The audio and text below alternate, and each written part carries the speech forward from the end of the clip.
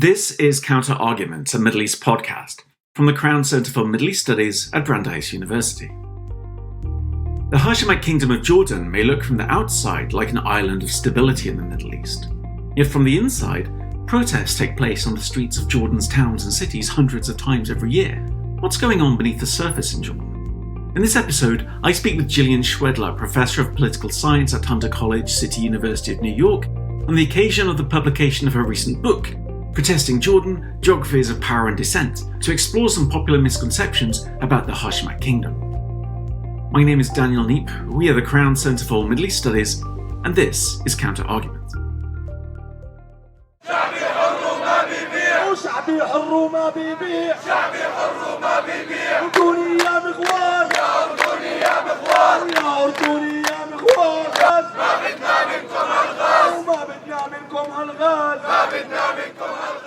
Jillian, welcome. Thank you so much, Dan. I'm really happy to be here.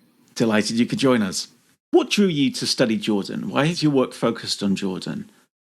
I started working on Jordan because I was interested in Islamic political parties, or Islamic groups forming political parties and running for elections for the first time. And this was in the early 90s. There were only a handful of scholars that really studied it closely. People made fun of it as the Hashemite Kingdom of Boredom, and nothing ever happened there. And it just wasn't the case. As soon as you started paying attention, there was so much going on, and protests was one of the areas. There were just these wild protests all over the place, all the time, and no one seemed to be noticing them. Even those of us who studied politics in Jordan were focusing on political parties and parliament and elections and all these formal political spheres, and not on protests and not on these other areas where other kinds of politics was completely playing out. So the book that I did and the focus on protests was in part to examine a different lens of politics from what I was seeing on the ground that no one seemed to be noticing or talking about. If you compare Jordan to its neighbors, it looks like an island of relative stability. Jordan is seen as a moderate Arab state. Its foreign policy is friendly to the West. Its King Abdullah II is apparently popular enough to survive the wave of uprisings that swept the region a decade ago. And that leads me to ask, what are we getting wrong about Jordan? What are we missing when we don't look at these protests? I think part of what we're getting wrong is we're focusing on Jordan's role in the region, the peace with Israel, with the United States, and because there's such turbulence in Syria and the uprisings have turned so violent in other countries, Jordan looks relatively stable. And of course, it wants to be seen as stable. It wants to be seen as moderate. But if you get on the ground, you actually see there's tremendous amount of protests that have happened, particularly since 1989, but even going back for decades. There's hundreds a year, and they're all over the country, large and small, thousands downtown that don't even get recorded because they're not really disruptive. People have died in protests, of course, but Jordan has no massacre. The only massacres that took place with the British in the 1920s. So tens of thousands of people will be on the street. There sometimes will be violent clashes, but you're not seeing the massacring of people. And I think that's part of the reason these large-scale protests and the small-scale protests pretty much go under the radar. So tell us, what are people protesting about in Jordan? Is there a common theme to these ongoing low-level protests that you talk about? So there are many kinds of protests or clusters of protests that happen in Jordan. The largest ones tend to be around issues such as the U.S. invasion of Iraq, Israeli incursions into Palestinian lands where there's a large number of Palestinians that are killed, like it's going on now. Those will bring out people across the country to the street. There are anti-austerity protests against IMF subsidy cuts, lifting subsidies, large-scale economic reforms, particularly related to the IMF, and they invoke the IMF and the World Bank in protest. Those will also bring massive people to the street. The smaller protests you're talking about, these hundreds that don't get seen, tend to be around either issues of labor. They could be around particular job crises or lack of jobs, but they're also around issues like water. There isn't enough water, and large parts of the country get water delivered only once a week. And so there'll be protests around those issues, protests around people who were arrested in other protests. Jordanian women don't pass citizenship to their children. So there's demands for those. So you have these sort of small localized issues. What's really striking in the past decade direct criticism of the king has really escalated in a way that I think is really under the radar for most people. They're just not noticing it. And so I really document the slogans and the placards and what people are saying and doing at protests. And you see, particularly from 2010 onward, a gradual increase of directly criticizing the king in these small protests, sometimes a dozen people.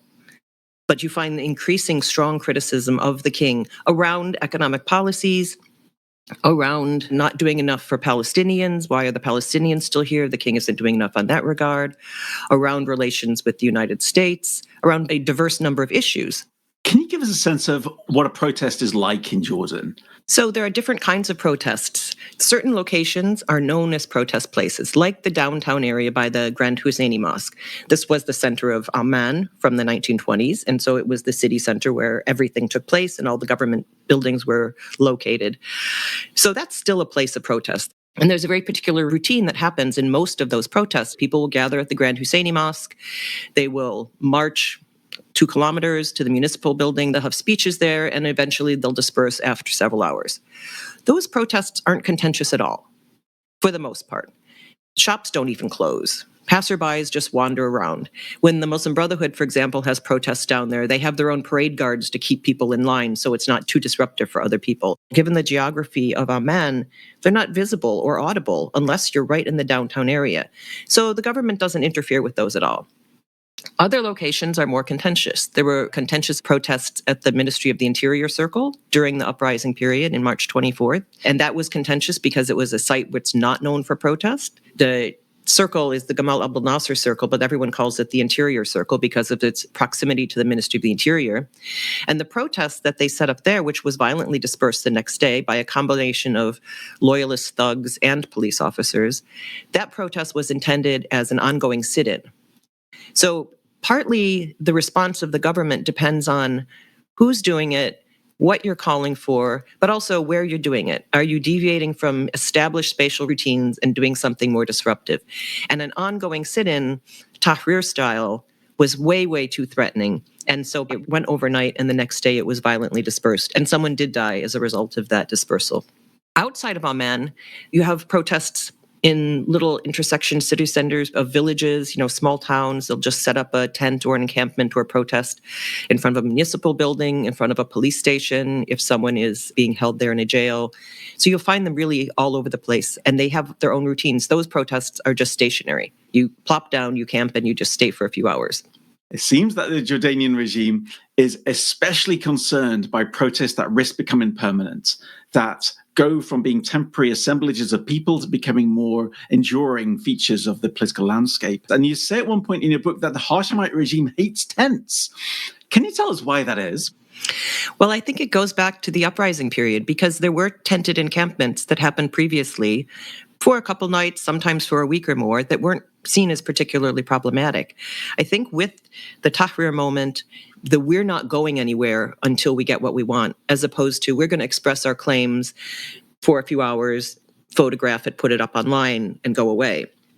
So it's escalated to the point, as you mentioned, even in these small out-of-the-way places, they'll put up a tent, sometimes just for shelter to sit under in the sunlight. These are met with some of the strongest responses from the gendarmerie, the direct forces. So it's absolutely the case that tented encampments is a red line. You can't have them. And this is, again, very recent. This is the past 10 years that it had become contentious. There's a funny incident I talk about, the anti-gas deal with Israel campaign that is going to unfurl a large banner with their slogan, and the slogan is "the gas of the enemy is occupation." And so they have this massive banner they're trying to unfold at a site near the Ministry of Energy.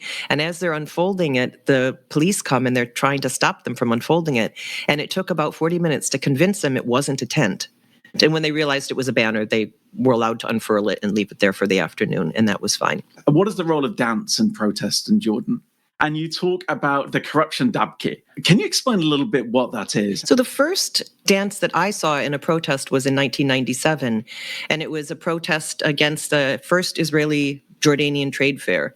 It may have gone back earlier, but this was the first one I saw. And the protesters were accusing the police of betraying Jordan to support Israel by allowing this fair to go on. And the police broke out into these old tribal Bedouin-style dances, which were singing about, their life and the greatness of their families, etc., which I read as a way of saying, we're more Jordanian. We predate this. You can't question our loyalty because we are the real Jordanians. So a lot of the dances do that. The Bedouin who are in many of the police forces will invoke their own familiar dances, which they do at celebrations and weddings. The corruption debke emerged in the uprising period and has become very popular afterwards, and there's very different versions of it. There's one that I give the whole translation likening the king to Ali Baba and his 40 thieves. Now, the original story is Ali Baba is against the 40 thieves, but this is Ali Baba and the 40 thieves. And then the next line is Ali Baba II and the 40 thieves. And then it's Abdullah II. So it moves very quickly from a metaphor to directly criticizing the king for corruption. And these are performed in out-of-the-way places often and filmed and uploaded onto YouTube. There's a number of them you can find up there. And so it's this way of performing our local tribal identity, our own authenticity, but also criticizing the king directly in the process of it. These are dances that are done at weddings and celebrations and all kinds of occasions, and they've simply taken it for this particular occasion as well. And I think perhaps it's significant that by crossing this red line of criticizing the king, which, as you said, has only started to come about since 2010, in order to express that criticism, they are hearkening back to this imagined, authentic, shared common history, using a very traditional form of the dance in order to convey a very radical criticism, what is in Jordan a very radical criticism. Yeah, very much so. And I think that what gets conveyed, as you're saying, is extremely radical because a lot of it is invoking a narrative of the real Jordanians were here before the Great Arab Revolt, which means the royal family are not real Jordanians. We know historically they come from the Hijaz region, the western region of what is now Saudi Arabia and the Arabian Peninsula. The southernmost part of Jordan, Ma'an, saw themselves as the northernmost part of that Hijaz region. So some of them sort of have longer affinities to that. But for most of the people in the Transjordanian area, the royal family are outsiders, are interlopers. That's always been talked about, but now it's said publicly and very boldly and frequently in protests and in posts on Facebook and other places of protests that are happening. And that's a very radical critique.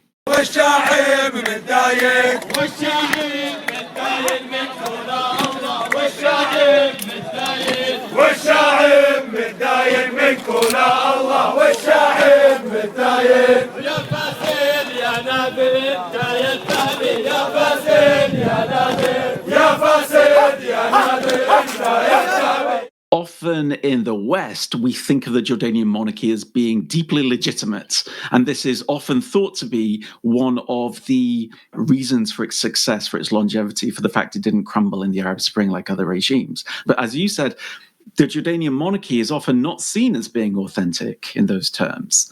And again, one of the other enduring notions that outsiders have about Jordan is this difference between Palestinian Jordanians and East Banker Jordanians. People often talk about the East Bankers as the loyal support base of the king. And that's where this idea that you mentioned that the king is seen as legitimate comes from. The problem is that East Bank community has never been united. If you go back to the late 19th, early 20th century, there was no sense of Jordanians as a single community. So that emerged over the course of the establishment of the state. When the king's great-grandfather, the Emir Abdullah, shows up in 1920, 1921, some of the people living in the southern part welcomed him. Some of the tribes did, and some did not.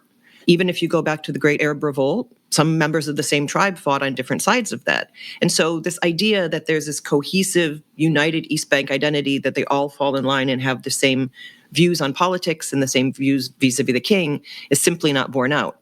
Following through the 20th century, you had the Arab nationalists from the East Bank communities very critical of the king, calling for an end of the king in the 50s. If you look at the uprising period as well, you had tens of thousands of people on the street in Jordan. Part of the reason it doesn't turn revolutionary is because a portion of those protesters are conservative. They want more of the old patronage style. They want to go back to where they got the jobs. They were in a privileged position clientelistically. Some of them also, from the East Bank community, are calling for the fall of the regime. They want a democracy. They want a republic. Is this old distinction between Palestinians and East Bankers still relevant for what it means to be a Jordanian today? I think it is still relevant, and that distinction is real in many senses, but it's not as simplistic as it's often portrayed. There's a fallacy that Palestinians did not participate in the uprising period. They most certainly did, and they participated not so much in Palestinian camps. There were a couple in the Baqa camp, but mostly joining others. And not only in Amman, some Palestinians would travel to the outlying villages to protest alongside fellow leftists, for example. And so, yes, that divide is still invoked. It's seen as meaningful politically. It's a point of critique that the government's not doing enough to get the Palestinians back home. There's a fear of Jordan is the new Palestine, that Israel's plan is to have more Palestinians move to Jordan. So that's a real fear, and that's talked about. But the East Bank communities are not united. They're not all seeing the monarchy as legitimate.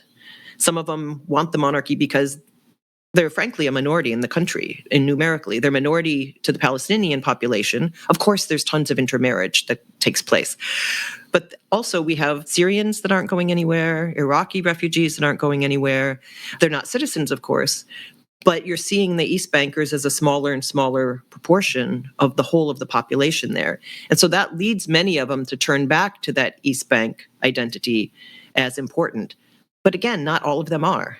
You have very many of them that are demanding a democratic country, that are demanding a different kind of a system, a constitutional monarchy, or the end of the monarchy entirely. Would it be correct to say that this East Banker criticism of the monarchy is primarily rooted in the economy then? Very much so. The economic grievances, I think, are at the fore of a lot of these protests and demands and grievances. The question of Palestinians emerges into that because the Palestinians weren't part of this expansive welfare state, particularly beginning in the 70s. And they're seen by some East Bankers as doing really well with this neoliberalization and privatization because they were already in the private sector. Because Palestinians are largely concentrated in Amman and northern cities, they see Palestinians benefiting from investments in the capital. Now, when you get on the ground, that's not necessarily the case. There are, as with any of these cities, hugely impoverished areas, and the camps are among them. But from the outside, they're seen as part of this problem. But the criticism of Palestinians, I think, is secondary to the economic critique.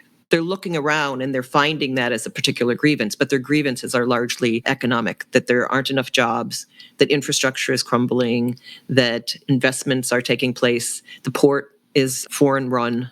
So they're seen as, the regime is selling off Jordan and inviting all this foreign investment, and we're getting nothing. We're slipping farther and farther behind. How are they able to identify who is a true Jordanian? How contested is this category of identity? Most what we call the sort of nativist nationalists, the sort of that see themselves as the true, authentic, indigenous Jordanians, identify a number of prominent tribal groupings that existed prior to 1917. And they'll show up at protests with these large banner maps that say 1917 and list off who is there authentically. So people that are attached to those larger tribal confederations have a claim to be true Jordanians. This excludes a lot of people, including a lot of people that were there as traders, particularly in the north, but also in Amman, that moved in from what we later called, Syria and Lebanon and Iraq. You have a lot of prominent families with names from those areas that have been there for a century or two or three, but they are not necessarily seen as belonging to these tribal confederations. So it's part of tribal identity that the tribes were the authentic, not just length of time that you were there. The Majali family, which is very prominent, has been there for 300 years, but originally came from Palestine. But they're not seen as tribal, but they're also seen as they've been there long enough and they were prominent in local politics to kind of count as part of the East Bank. Again, it's not this cut and dry thing, and you don't have agreement among East Bankers about who is or is not authentically East Bank. As I mentioned earlier, women can't pass their citizenship. So if women marry someone who's foreign, they're not considered authentically East Bank anymore. And yet, of course, the men marry into foreign women all the time. And so it's an invented notion of this purity. It doesn't hold up upon very close inspection. But that doesn't mean it's not really meaningful to them. And they see it as profoundly meaningful that these tribal groupings, we are the authentic Jordanians, and we should have a say in who governs, whether it's a monarchy, whether it's a Hashemite monarchy, but maybe a different king, or whether the monarchy's done. And I document in some of the protests, especially during 2012, people calling the king, this is our last king. So he can stay. We're not calling for him to be overthrown, but that's it. And that's a very provocative statement, obviously. احنا مطالبنا اليوم هي باسقاط النظام، احنا قضيتنا مش بس برفع الاسعار، قضيتنا بالمصاري نهبها، شركة الفوسفات اللي باعها، باع مدينة العقبة، باع كل شيء، ما طايش البلد، باع بلدنا، احنا ناس حرية احرار، ما بنقدر نعيش بدول، ما بنعيش تحت ظل حاكم باع البلد. وصلنا 3 أيام عم نظاهر وما حدا راضي يستجيب لمطالبنا ومش راضيين يتراجعوا عن قرار رفع الدعم عن المحروقات، واحنا هلا جايين على شتاء كمان، وبالتالي محتاجين كاز وبنزين اكثر، بس هلا ما حدا One of the things you talk about very beautifully in the book is how we have to pay attention not just to the contents of protest, not just to who is protesting, but to where they're protesting and the way in which the built environment shapes protest and shapes politics consequently. What is it about the nature of urban space in Jordan that shapes political protests? So I mentioned earlier that there's protests in the downtown area. And so if we look at the evolution of the capital, the downtown area used to be the center of everything. All the government buildings were there and commerce was there. So that was a natural place for there to be protests. Over the decades, with urban sprawl, government buildings have moved out of the downtown area. The high-end economic commerce is not in the downtown area anymore.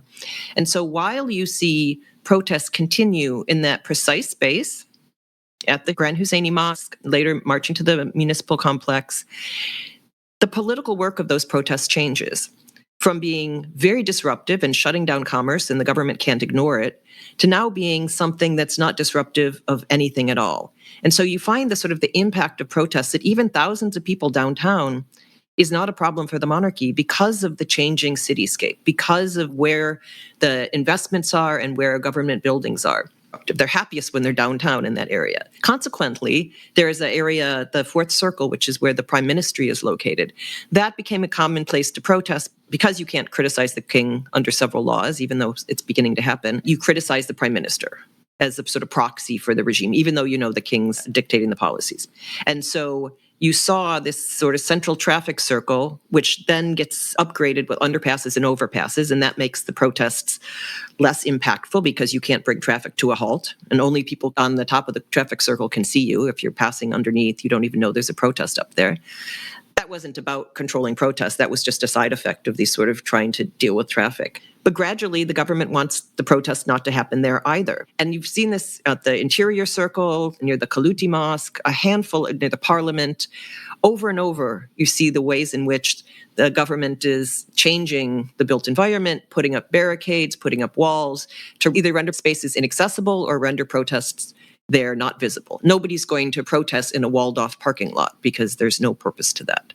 So when you follow protests, you see the cityscape changing in response to protests in ways that just don't register if you just see, oh, the city's just changing as cities do. It's interesting, isn't it? Because when we think about the Arab uprisings that took place in 2010, 2011 and afterwards, we often identify them with particular places. You know, Cairo is Tahrir Square. This is the heart of the revolution. What happens in Bahrain is concentrated at Pearl Roundabout.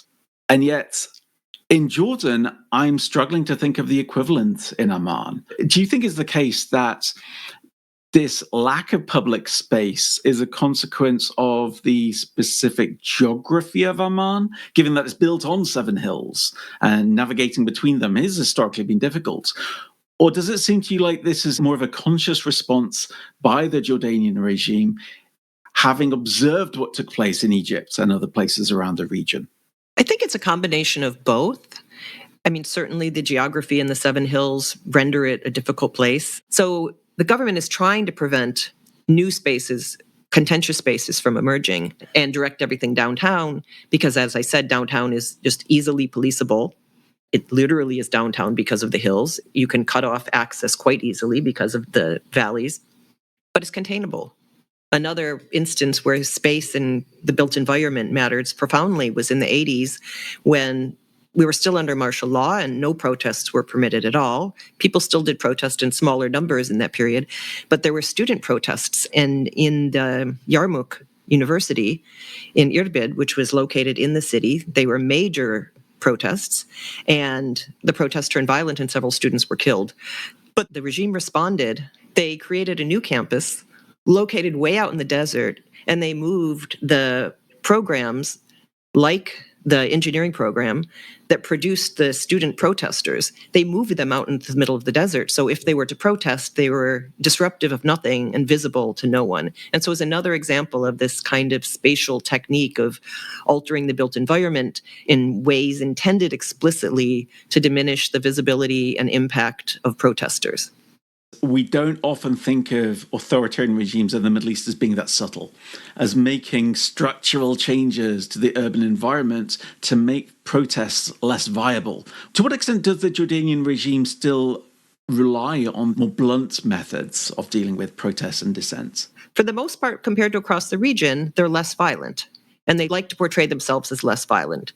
That doesn't mean there isn't violence that's used. It depends on who's protesting. If they're known protesters, if they're the Muslim Brotherhood, they've already probably informed the government or gotten a permit, and they want their protest to go off without a hitch, well-behaved. They have their own parade guards. Where you're located, where you're protesting, certain locations are more provocative than others, and what you're saying. So it's a combination of these factors. Are you trying to put up a tent? Are you directly criticizing the king?